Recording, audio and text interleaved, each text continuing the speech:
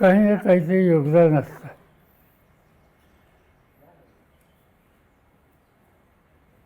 आधीच गेली अनेक वर्ष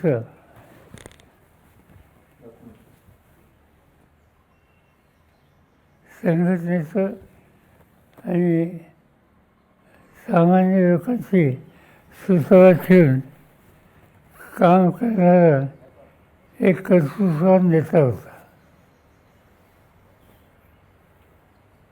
त्याचं वैशिष्ट्य हे होतं की लोकांच्या प्रश्नावर सखोल माहिती घ्यायची आणि लोकांना न्याय देता येईल अशा प्रकारचं काम त्या ठिकाणी करता येईल. त्याचं एक आणखीन वैशिष्ट्य होतं. त्यांच्या दैनंदिन कामाची सुरुवात ही थोडी 6-7 वाजल्यापासून व्हायची. आत्ताची जी वेळ आपण बोलतोय, आज ते हयात असते, ते घरी दिसते नसते, फील्डवर दिसते. हे त्यांचं वैशिष्ट्य आहे.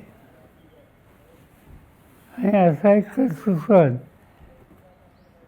ज्याला पक्षानं, सरकारनं, बारामतीकरांना, मित्रांनी अखंड साथ दिली. गेले किती वर्ष लक्षात नाही, पण 30-40-50 काहीतरी असते.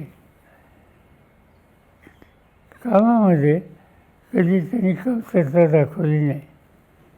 आणि त्यामुळे साहजिकच अशी कर्तृत्ववान व्यक्ती आहे ही सोडून असते. हा एक प्रचंड आघात आहे.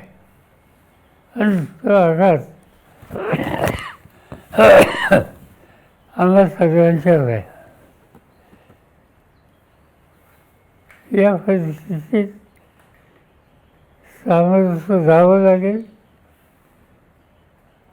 लोकांचं दुःख कमी करण्याच्यासाठी काळजी घ्यावी लागेल.